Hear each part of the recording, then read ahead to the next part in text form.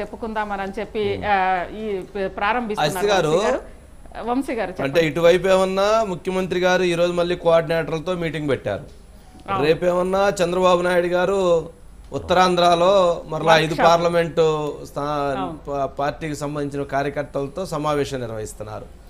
అంటే ఎన్నికల హీటు అంటే అవునన్నా కాదన్నా బయటికి అన్ని ఏదో రాజకీయ నాయకులు నిజం చెప్తారా అన్నట్లుగా నిజం చెప్పరు కాబట్టి ఏదో బయటికి చెప్పటం అయితే ఏదో అన్నట్టుగా చెప్తున్నారు. కానీ ఇంటర్నల్గా మొత్తం జరుగుతున్నటువంటి పరిణామాలు చూస్తే పొలిటికల్గా ఎలక్షన్ మూడ్ తీసుకొచ్చేసినట్టు ఉన్నారు కదా.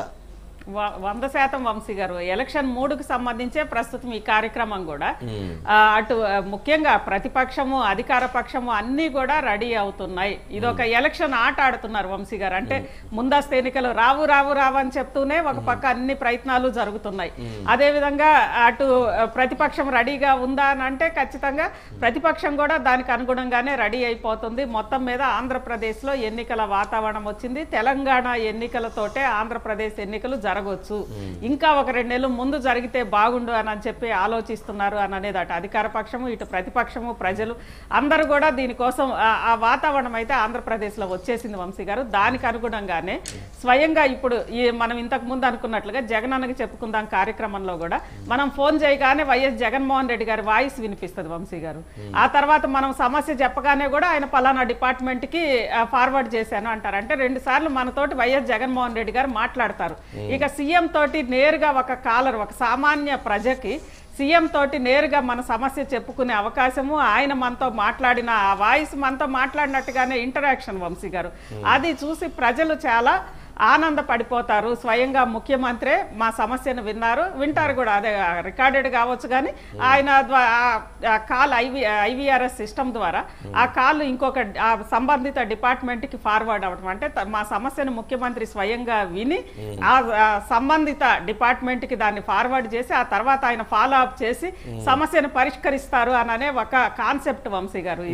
ఇది అంటే సామాన్య ప్రజలు అసలు ఎవరైనా కానీ మనం ఫోన్ చేయగానే ముఖ్యమంత్రి గారి వాయిస్ విని ఇప్పుడు మీరు చెప్పినట్లుగా మీ సమస్య చెప్పారు, అది మీరు ఫోన్ చేయగానే ముఖ్యమంత్రి గారి వాయిసే వింటది వంశీ గారు.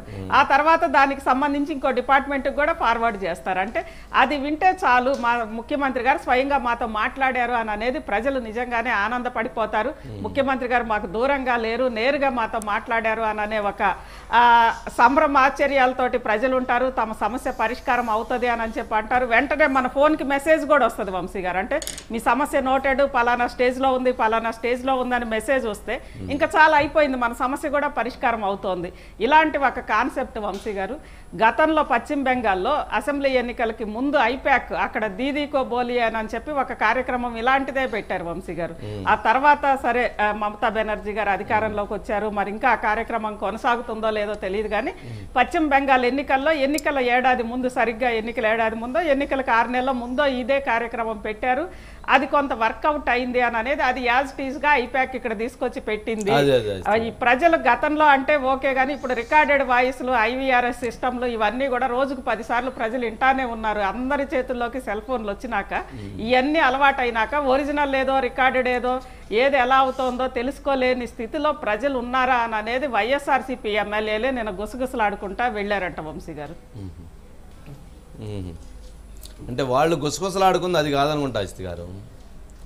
ఏంటి మన రేటింగ్స్ ఏమైనాయి, మన ర్యాంక్స్ ఏమైపోయినాయి, మనం ఇన్ని రోజులు తిరిగాము ఇన్ని వారాలు తిరిగాము అని లాస్ట్ 3 టైమ్స్ క్లాస్ బీకారు. ఇప్పుడు ఎక్కడా కూడా అటువంటి ప్రస్తావన లేదు. మీరందరూ మనందరం ఒకటే అని చెప్తున్నారు. ఏంటి ఇంత మార్పుకు గల కారణం? ఎమ్మెల్సీల ప్రభావం భలే ఉంది. అట్లాంటప్పుడు మనం ఎప్పుడో చేస్తే పోయేది, ఇది పనేదో ఇప్పుడు చేయాల్సి ఇప్పుడు వరకని గుసగుసలాడుకున్నారట.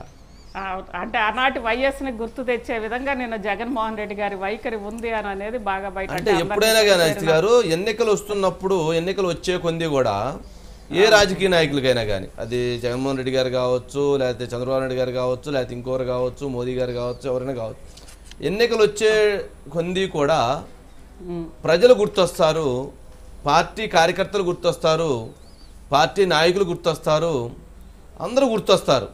పాపం మనకు అప్పుడు ఉపయోగపడినటువంటి వాళ్ళు ఎవరో, సహాయం చేసినటువంటి వాళ్ళు ఎవరని. చంద్రబాబు నాయుడు గారు కూడా గత 5 సంవత్సరాల్లో 14 నుంచి 19 సమయంలో 4 సంవత్సరాల 6 నెలలు అధికారులు అమరావతి, పోలవరము లేకపోతే ఇది తప్ప పాపం కార్యకర్తలు గుర్తు రాలేదు. లాస్ట్ 6 నెలల్లో కార్యకర్తలు గుర్తొచ్చారు. అప్పటికి సమయం